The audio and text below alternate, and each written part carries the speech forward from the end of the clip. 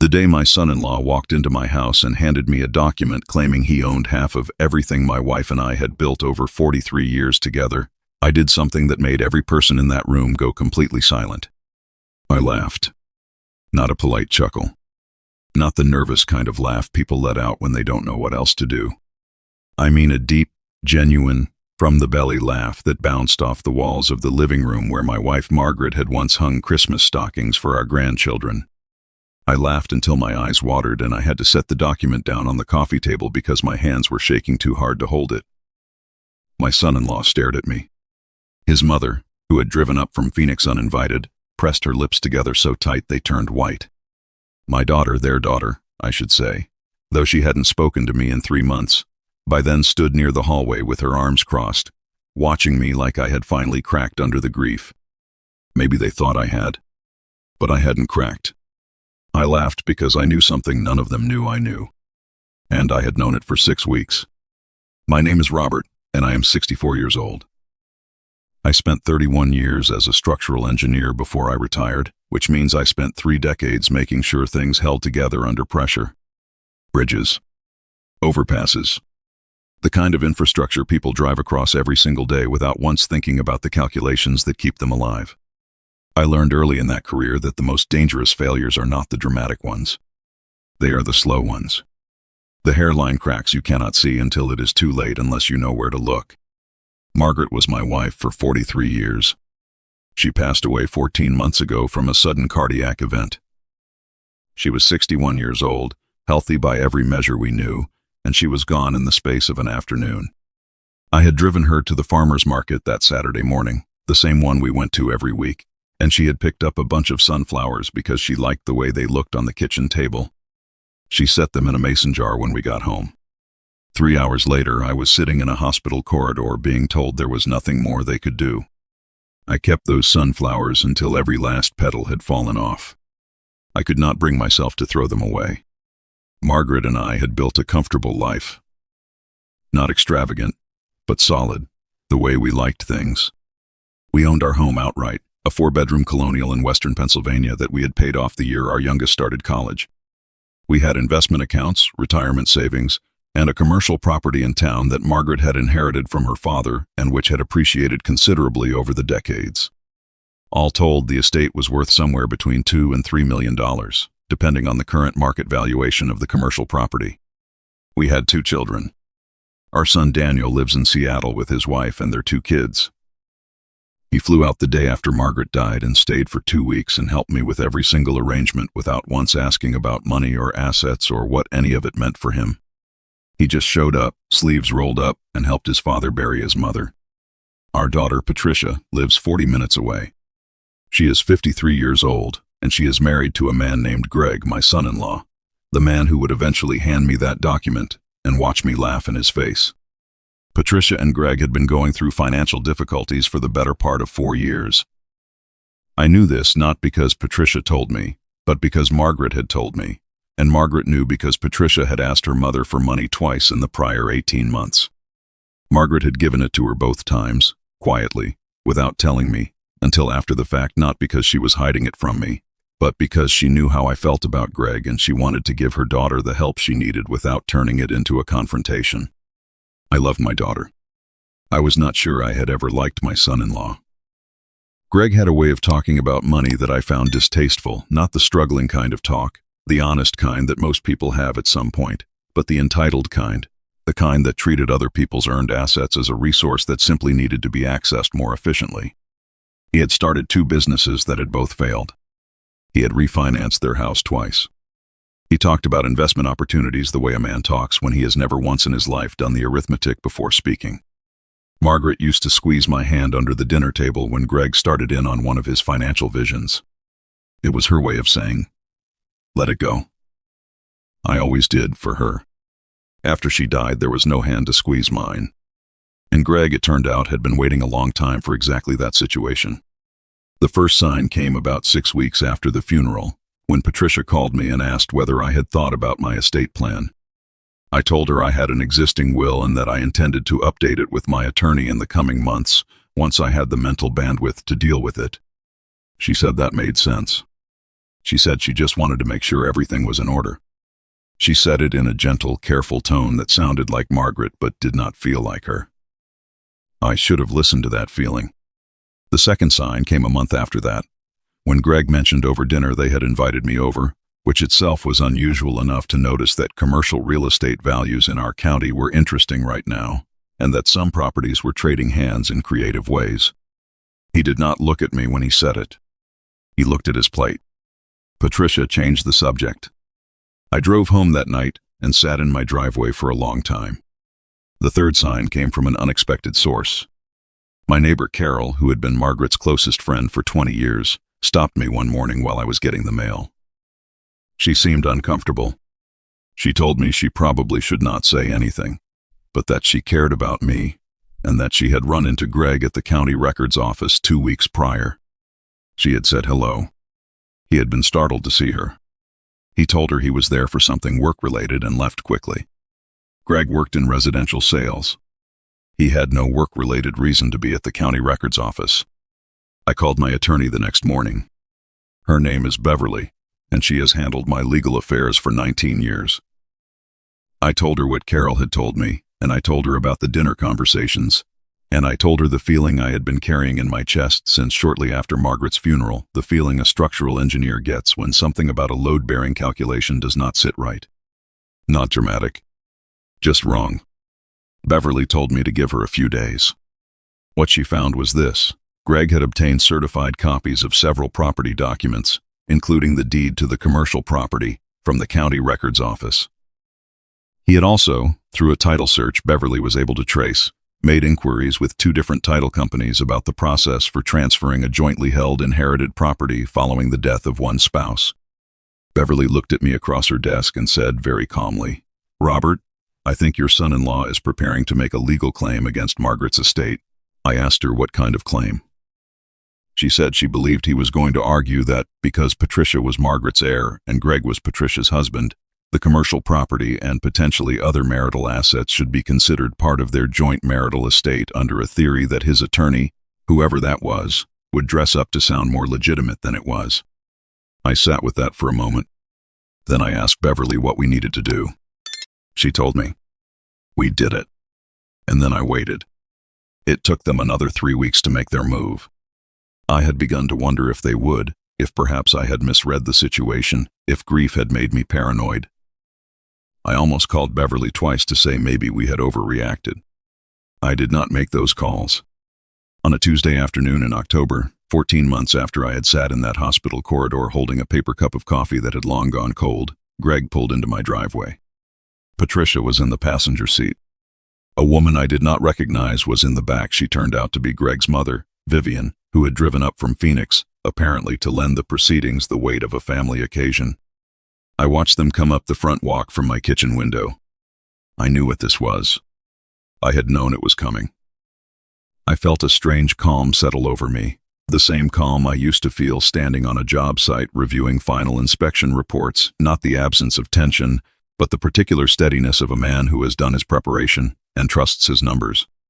I opened the door before they knocked. I made coffee. I was cordial. I asked Vivian how the drive had been. She said long but fine. I noticed she could not quite meet my eyes. We sat in the living room. The same living room where Margaret had hung the Christmas stockings, where my grandchildren had learned to walk on that carpet, where I had sat alone for 14 months trying to figure out how to be a person without the person who had made me one. Greg reached into a leather portfolio I had not seen him carry before and produced a document. He set it on the coffee table and slid it toward me with 2 fingers, the way a man slides something across a table when he wants to seem casual about something that is not casual at all. He told me that he and Patricia had been consulting with an attorney. He said they believed that Margaret's estate, specifically the commercial property, had been jointly managed in ways that entitled Patricia to a larger share than the current will provided. He said the attorney had identified some avenues worth exploring. He said he hoped we could handle this as a family, outside of any formal legal process. He said all of this to the coffee table, roughly. I picked up the document. I read the first page. I read the second. I set it back down. And then I started laughing. It is hard to explain afterward why laughter was the response. I think it was the specificity of my relief. 6 weeks of quiet preparation, of careful documentation, of meetings with Beverly and phone calls with Daniel, and the particular lonely labor of a widowed man who has no one left to squeeze his hand under the table, and here was the moment it had all been pointed at, arriving exactly as predicted, and it was so precisely what I had expected that my body simply released everything it had been holding in the only way it had left. I laughed for a solid 45 seconds. Maybe longer. Patricia kept saying my name, Dad, Dad, in a tight, confused voice. Vivian had gone the color of old chalk. Greg stopped looking at the coffee table and started looking at me, and his expression shifted from carefully rehearsed confidence to something he was less practiced at concealing. When I finished, I wiped my eyes. I straightened up in my chair. I said, Greg, I need you to understand something. I have known this was coming since the second week of September. He said that was not possible. I told him Carol had seen him at the county records office. I told him Beverly had traced the title inquiries. I told him about the dinner where he had talked about commercial real estate while looking at his plate. I watched his face process each piece of information and go a little flatter each time. Then I told him what Beverly and I had done while we waited. 6 weeks prior, I had filed an updated will. I had also placed the commercial property into a revocable trust with language Beverly had drafted specifically to address any spousal interest claims that might be brought by Patricia's husband under the particular theory Greg's attorney had apparently been shopping around. I had also, and this was Beverly's suggestion, not mine, though I had agreed immediately, filed a formal notice with the county that explicitly documented the chain of title for the property, Margaret's father's original ownership, the inheritance, and the legal basis for why it was not subject to any marital property claim by a child's spouse. In other words, I had closed every door they were planning to walk through before they had even raised their hand to knock. Greg's attorney, Beverly had told me, had apparently been relying on a combination of my grief and my ignorance to make their strategy viable. Grieving people make mistakes. Grieving people do not always update their documents promptly. Grieving people can sometimes be pressured into settlements that serve everyone's interests except their own. I was grieving. But I was also a structural engineer who had spent 31 years finding hairline cracks before they became failures. I set the document back on the coffee table and said, whatever your attorney told you this was going to accomplish, you should call him tonight and ask him to look at the county filings from September 17th. Greg looked at Patricia. Patricia looked at her hands. Vivian asked if she could use the bathroom. The room was quiet for a long time after that. The particular quiet of a space where something has been dismantled and everyone present is only now realizing what the pieces had actually been holding up. Patricia said my name again, differently this time. Not tight and confused. Something else. I looked at her and I saw, underneath the tension and the bad decisions and the 3 months of distance, my daughter. My daughter who had her mother's hands in her grandmother's laugh, and who had once, when she was 7 years old, fallen off her bicycle in the driveway and cried not because she was hurt but because she was embarrassed, and I had picked her up and told her that the embarrassing falls are the ones that teach you the most, and she had believed me. I said, Patricia, did you want this? She did not answer right away. Then she said, very quietly, I just wanted things to be okay. We're really struggling, Dad. I said I knew they were struggling. I said her mother had known too, and had helped her twice because she loved her and wanted things to be okay. I said the difference between what her mother had done and what Greg had planned was the difference between family and a transaction, and that I needed her to understand which one this had been. Greg started to say something about financial pressure and difficult decisions, and I looked at him in a way that stopped the sentence. I said, Greg, you are welcome to remain married to my daughter. You are not welcome in this house again until I extend that invitation, and I will extend it when I decide I'm ready and not before. What you attempted today used my wife's death as a mechanism. I need you to leave. He left. Vivian, emerging from the hallway, followed him without making eye contact. The front door closed behind them. Patricia stayed. She sat on the couch in the living room where her mother had hung Christmas stockings, and she put her face in her hands and she cried in the way people cry when they are not crying about the thing that is happening right now, but about everything underneath it. I sat beside her. I did not put my arm around her immediately. I sat with her in the difficulty of it first, because I think that is what she needed, and because Margaret had taught me that sometimes the most loving thing a person can do is not to fix the feeling, but to stay present inside it. After a while, I put my arm around my daughter, and she leaned against me, and we sat in the quiet of the house together. I told her I loved her. She told me she was sorry. I said I believed her. I told her we would figure out a way to help her that did not require anyone to use anyone else. She said she did not deserve that after what had happened today. I said that the question of what people deserve is above my pay grade and always has been, and that what I knew was that she was my daughter and her mother would have wanted me to find a way through this with her. She almost smiled at that. It looked like Margaret's almost smile. It hit me somewhere deep, and it hurt, the way things hurt when they are also beautiful. That was 4 months ago. Greg and Patricia are in couples counseling, which Patricia told me about herself, unprompted, the 3rd time she called after that day. She is calling more now than she had in the 3 months prior. She came for Thanksgiving and helped me cook the way her mother used to, standing at the counter with flour on her forearms, teaching my grandchildren Daniel had come too, with his family how to crimp pie crust the way Margaret had taught her. It was the first Thanksgiving since I lost my wife that felt, not whole, but continuous. Like a thread that had been pulled taut and not broken. Greg was not there. He has not been back to the house. Patricia does not push the question, and neither do I. There is a conversation coming, at some point, about what trust looks like after what he tried to do, and I expect it will be a long one. But I have learned, over 64 years, and the 14 months, since I lost the person who made me better at being human, that the most important conversations do not have to happen right now. They have to happen honestly, and with preparation, and when both sides are ready to tell the truth. Margaret used to say that the thing she loved most about me was that I was never reckless. I always calculated the load before I tested the structure, criasses. I always knew what it was built to bear. I think she also knew, though she never said it in so many words, that grief would be the hardest load I ever had to calculate. That after she was gone, I would have to figure out, on my own, what I was still built to carry. 14 months in, sitting at my kitchen table on a cold morning in February with a cup of coffee and the sound of nothing where she used to be, I am still doing those calculations. But I have not collapsed yet. And on the day my son-in-law slid that document across my coffee table with 2 fingers, trying to use my loss as a lever, I laughed. Not because it was funny.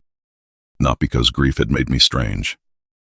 But because I had done my work, and I had found the cracks before they could fail, and my wife, my brilliant, patient, sunflower-buying wife had spent 43 years teaching me that the people who love you prepare for the hard things before they arrive.